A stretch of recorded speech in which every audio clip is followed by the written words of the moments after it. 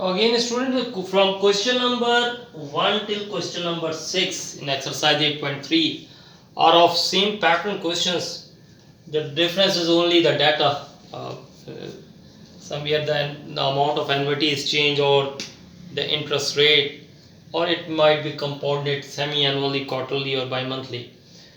So in question number 7 there is a little bit difference, but remember one thing. देखें, if the future value for the annuity will be calculated as f is equals to r 1 plus I to the power n minus 1 divided by I. So there are four variables: fv, r, I, or n. So whenever you will write the data over here, so it might happen कि or always it will be happen कि you have three variables given and you have to calculate one of them. Like initially आपने future value calculate की, हो सकता है कि आपको periodical value calculate करनी पड़े, या इंटरेस्ट रेट, या एन की वैल्यू. सो ये पॉसिबिलिटी है कि ये इसको कैलकुलेट किया जाए. तो मैं हर पैटर्न के एक ही क्वेश्चन जो है अटेम्प्ट करूंगा यहाँ पर, एंड वी विल सी के इंशाल्लाह आपको ये अंडरस्टैंडिंग इसकी डेवलप होगी. So question number 7 says how much money must be deposited at the end of each year if the objective is to accumulate. So आप क्वेश्चन का फर्स्ट सेंटेंस पढ़े ना अगर, सो ये कहता है how much money must be deposited at the end of each year. वो कौन सी अमाउंट है जो कि आपने हर साल डिपॉजिट करनी है. सो इट मीन्स कि वो आपने वो अमाउंट फाइंड आउट करनी है, वो पीरियोडिकल अमाउंट. उस पीरियोडिकल अमाउंट को क्या कहते हैं? Annuity, r. So how much money must be deposited. So you have to find out this money in order to accumulate. मैंने आपको बार बार बताया है, accumulated amount, compound amount, future value be the same thing. So वो accumulated amount क्या कहता है? That is $100,000. So आपके पास जो accumulated amount है, that will be the future value, that is $100,000. Then it says कि by the time of the fifth deposit, so n is equals to what? 5 years. क्योंकि annual deposit है, वो कहता है how much money must be deposited at the end of each year. हर साल के and पर आपने जमा कराना है. और डिपॉजिट कितने हुए? 5 डिपॉजिट. तो जाहिर है नंबर ऑफ ईयर्स कितने होंगे? ऑब्वियस है 5. So you have to find out the value of r, and where interest is what? Interest is 15% per year and it is compounded annually. अच्छा, एक चीज याद रखें और इसको for granted ले लें. If the amount of series of equal payment or the amount of annuity, if it is in annual basis, then your interest must be compounded annually. अगर यहाँ पे लिखा होता कि how much money must be deposited at the end of each quarter, then interest rate whether given हो या ना given हो, ये अंडरस्टूड है कि it must be compounded quarterly if it is on quarterly basis. So आपकी जो annuity की अमाउंट है, जो पीरियोडिकल पेमेंट है, अगर ये जिस बेसिस पर, जिस पीरियोडिकल बेसिस पर पे की जा रही होगी या विड्रॉ की जा रही होगी, हमेशा interest it must be compounded that period. यानी अगर यहाँ लिखा होता 15% पर ईयर और ये नहीं लिखा होता आगे कि it is compounded quarterly, annually, semi annually, तो मैं खुद जो है compounded annually लिख देता. क्यों? क्योंकि पेमेंट कैसी हो रही है?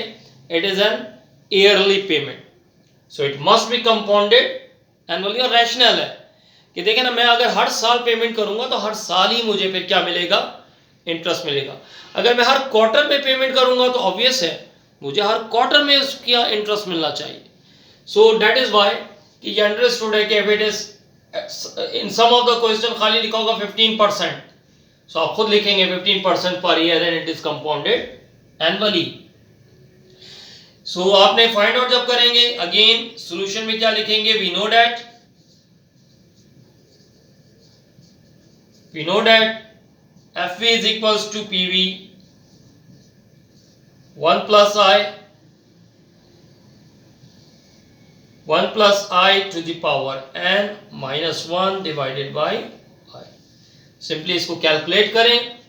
FV की वैल्यू 100,000, PVR सॉरी ये PV नहीं है, आई एम सॉरी, ये R है.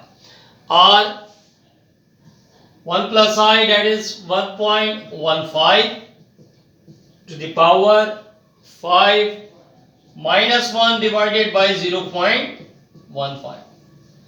So just calculate करते हैं इसको और let's see के ये वैल्यू क्या आती है. So 1.15 to the power 5, which is equals to this minus 1 equals to this divided by 0.15 equal to 6.74. So simply आपके पास R की वैल्यू क्या आ गई, 6.74, और यहाँ क्या है वैल्यू 100,000. 6.74 को आप बोथ साइड क्या करेंगे, divide, cancel. So 100,000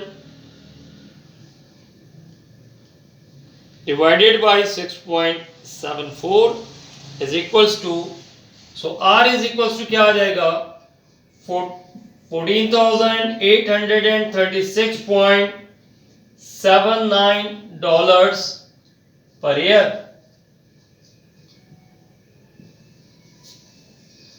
So actually this will be the amount, periodical amount, which you will pay after at the end of every year for the period of 5 years in order to accumulate $100,000.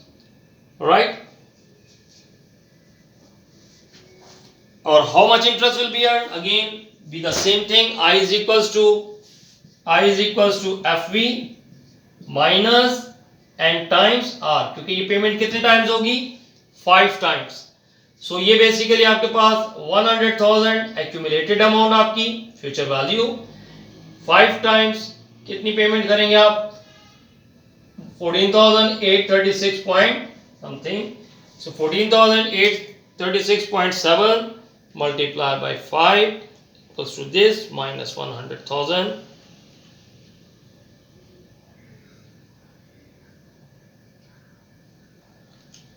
So ये आपके पास amount क्या आ जाएगी interest की, interest is equals to $25,816.0.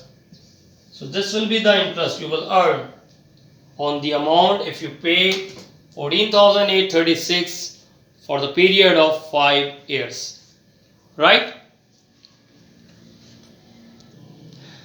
Now question number 25 on page number 342 from additional exercise. Again it is a different pattern questions, और again यहाँ पर आपको जाहिर है कि इनमें से 4 में से 3 वेरिएबल्स गिवन होंगे, और कौन कौन से वेरिएबल गिवन है वो हम कैलकुलेट कर लेते हैं. It says interest can be earned on a saving account at the rate of 7% per year compounded annually. A person wishes to deposit. अच्छा, इंटरेस्ट रेट तो बहुत क्लियर है इसके अंदर.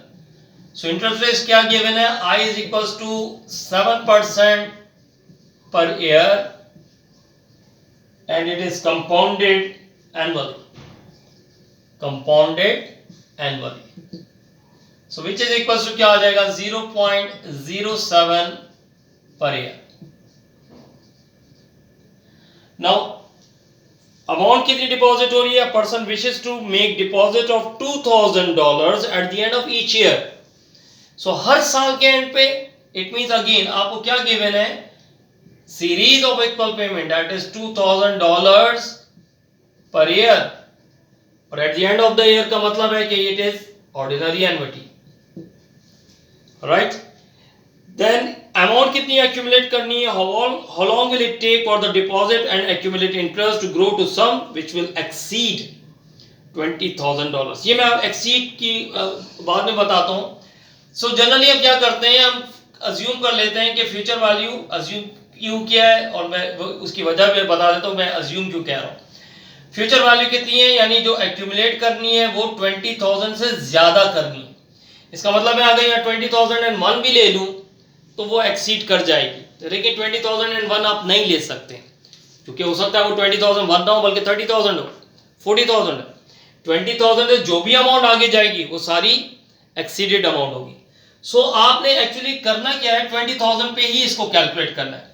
It says how long will it take. So how long का मतलब क्या है, ड्यूरेशन फाइंड आउट करनी है। अगर क्वेश्चन में पढ़े तो कहता है how long will it take कि ये 2,000 पर ईयर 20,000 में एक्यूमुलेट हो जाए। सो आपको फाइंड आउट क्या करना है, एन। अगेन आप इसके अंदर क्या वैल्यूज पुट करें अगर, तो ये क्या आ जाएगा, 20,000 इज इक्वल्स टू 2,000, 1 प्लस I that is 1.07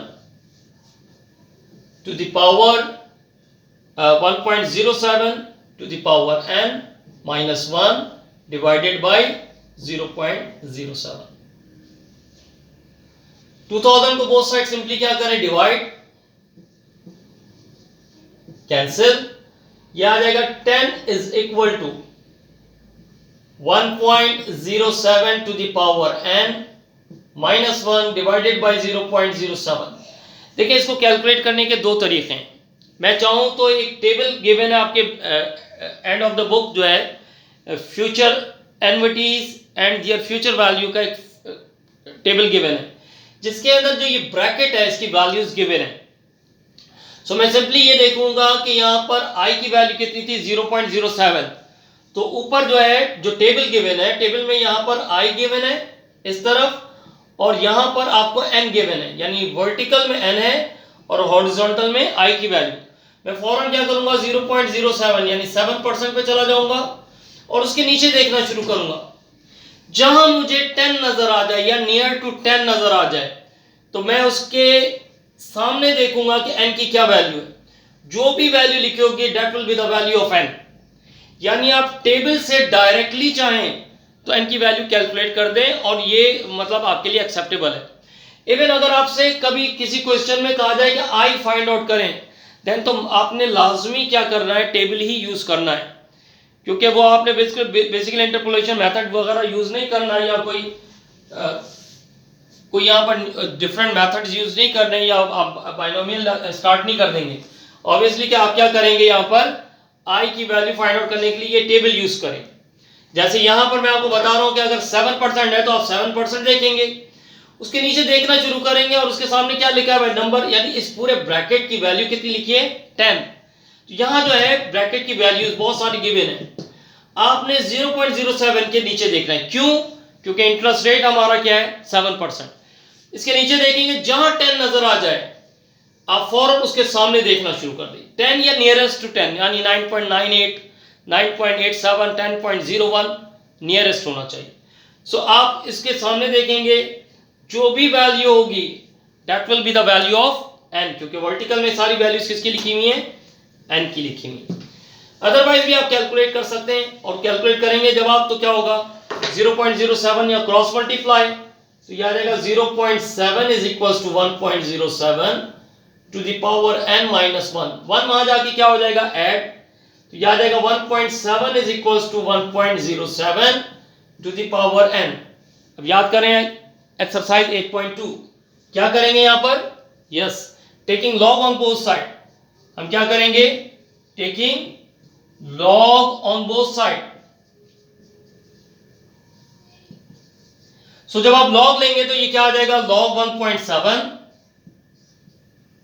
which is equals to n log 1.07।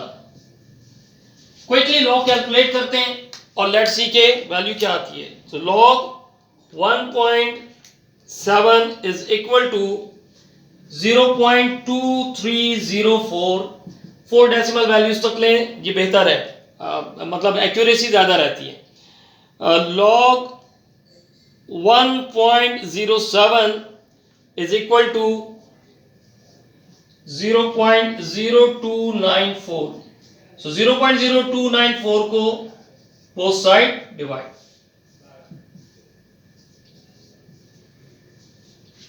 Hopefully आप लोगों को विजिबल होगा बिल्कुल। सो यहां से कैलकुलेट करें, ये कैंसिल, सो यहां पर क्या आ जाएगा 0.2304 divided by 0.0294 which is equal to 7.83। तो जगह नहीं है यहां पर, मैं इसको इरेज करके यहां पे कर देता हूं। सो n इज इक्वल्स टू क्या आ गया, n इज इक्वल्स टू 7.8367, लेकिन this will be actually not the answer. Why it is not the answer? Because कि वो आपसे ये नहीं कह रहा कि 20,000 आपने एक्यूमुलेट करना है, वो कहता है it will exceed. So exceed करने में इसका मतलब है ये 7.83 ईयर्स नहीं होंगे, बल्कि it must be greater than this much year. So आपने जो आंसर लिखना है वो लिखना है n should be greater than, सिर्फ ग्रेटर देन का साइन आएगा 7.8367 ईयर्स। जैसे ही ग्रेटर का नंबर लिखेंगे, अब चाहे वो 8 ईयर्स लिखें या 10 ईयर्स लिखें या 17 ईयर्स या 30 ईयर्स, वो हमेशा अमाउंट क्या हो जाएगी 20,000 से एक्सीड कर जाएगी। क्योंकि क्वेश्चन की रिक्वायरमेंट थी कि आपने वो नंबर ऑफ ईयर्स बताने हैं जो कि एक्सीड कर जाए। तो ऑब्वियस है कि यहां पर जो आपके पास अमाउंट आएगी, जो भी नंबर ऑफ ईयर्स आएंगे उससे आप क्या करेंगे, ग्रेटर ले लेंगे। तो this is how you are going to solve this type of questions.